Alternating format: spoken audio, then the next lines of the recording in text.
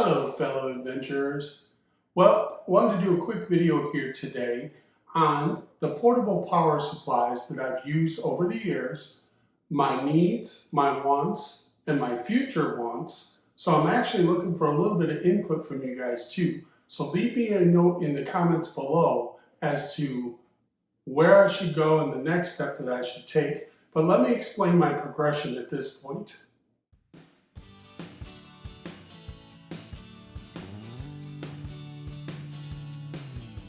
It all started with a Duracell PowerPack 600.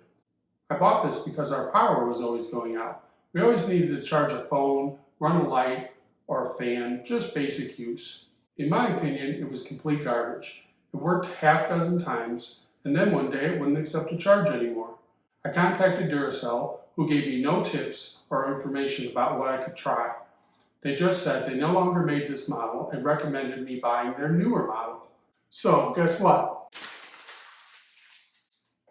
First and last Duracell, I'm not buying another one. Not very happy with those guys.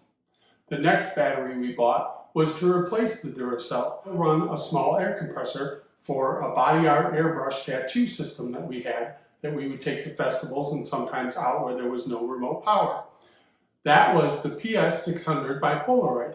Now, this is a few years old. It's lightweight, I think it's about 13 pounds. 578 watt hours, 300 watt inverter on it, works wonderfully, still holds 100% charge, works fine for our compressors and whatnot, and my wife loves this for body art and taking out for portable power at events.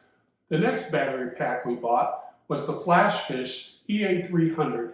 It's 330 watts and it's so lightweight, it's like 6 pounds. It's so cute, it does everything we needed to do.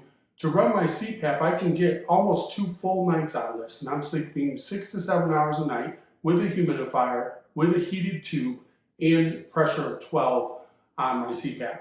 So I was very impressed with this. I like the battery itself quite a bit, but as we did more camping and as we added more things to our trips, I realized I needed just a little more than this because this was dedicated to the Cpap. Once we added a small Alpicool C20 refrigerator, I picked up this unit, the Progeny. This is a 300 watt as well. Love the battery, charges up, super lightweight, very convenient.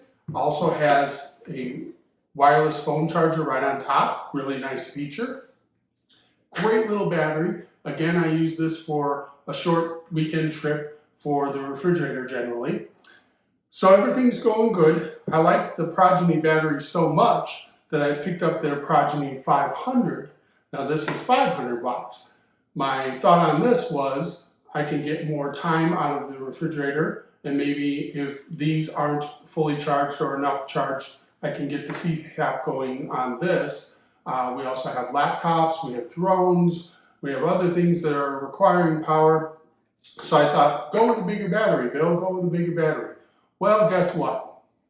If we're not driving and charging, I don't have any solar yet. If we're not driving and charging these as we drive, I'd say I get about 3 to 4 days before I'm having to start the car and run things to charge things or whatnot. And then also, one of our requirements or wants and future needs was going to be to run a coffee maker, possibly a small 700 watt microwave.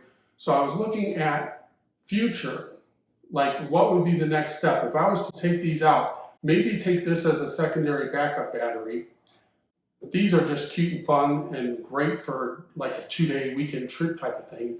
But I'm talking long term. We have some 2 to 3 week trips planned. So I was looking at a couple different options out there, and this is where I'm asking for help from you guys because I know that a lot of you guys have experience with these things and can fill me in and guide me in the right direction. Because I've already bought all these and I use all these and I like all these, except for that Duracell. Never a Duracell again. But anyway, I like them all. Everything is good. But I want more power. I want a larger inverter. I'm looking at like 1,500 or more possibly. And I'm also looking for something that has a larger battery capacity itself.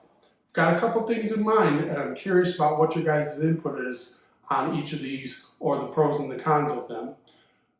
The models I'm considering are the Jackery Explorer 1500, the Bluetti AC200P, and the EcoFlow Delta 1300. I'm not sponsored by anybody, so I'm saving up money at this point. I recently sold a guitar that I loved, and a few other items through Craigslist and Facebook Marketplace. I may even sell a few of these smaller battery packs to help fund the larger battery. So let me know in the comments below if you have one of these large units and what you think of it. So that's where I'm at, folks. These are the batteries I have. They all work great except for that Duracell. I would love your input, if you're, especially the experienced owners who know this or have been through this process of upgrading. I definitely want your input before I put out more money for another battery. So I guess it's just more of a question of time. I'll keep researching and reading your guys' comments and appreciate all of your help. YouTube has been a wonderful resource for us, and I cannot wait to hit the road this summer. Thanks for watching, and we'll catch you out there on the road.